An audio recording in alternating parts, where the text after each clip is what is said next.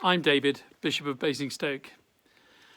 I'm delighted to be involved on this Ascension Day with you. There are two things about Ascension Day that have shaped me for many years. The first is a description of what happened, and the second is an instruction that Jesus gave to his disciples. The first, as part of the description of what happened, we discover that his friends are gathered around him, listening to him intently to his final words. And they find themselves, perhaps many of them still had questions. In fact, we're told explicitly that some of them doubted what on earth is all this about. But all of them started worshipping him. I find that enormously encouraging.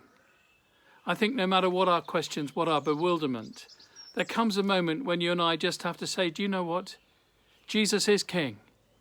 Jesus is Lord. And I will allow myself to be gathered up into proclaiming his praises. And just see what happens if you do. Because the moment we start to do that, our world begins to change.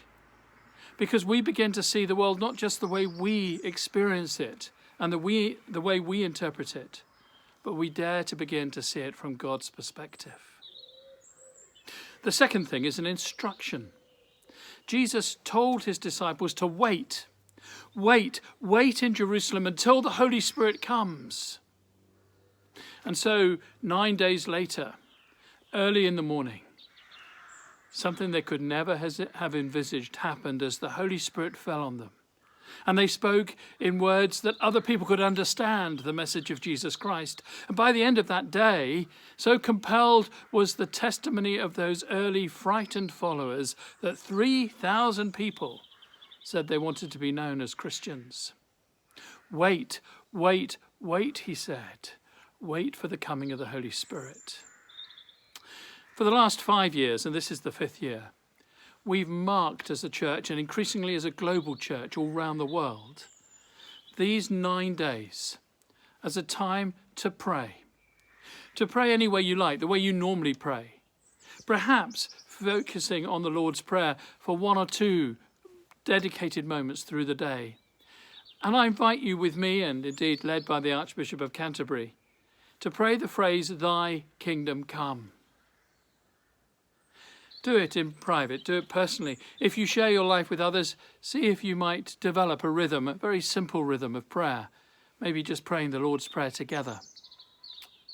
But the Archbishop has also asked us to make part of our prayer focus an intentional commitment to pray for those who are on a journey towards God, who maybe have not been discovered yet by him, haven't yet made a Christian commitment.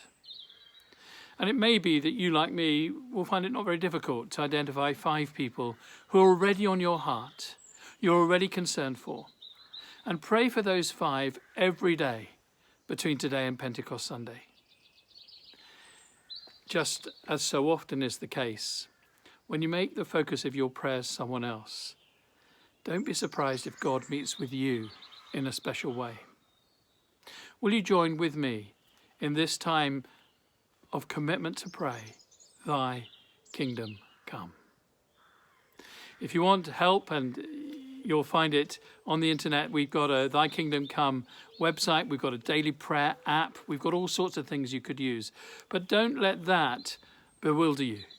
Stay with what the Lord has given you. Once a day, twice a day, a time of prayer between now and Pentecost. And let's see together what happens.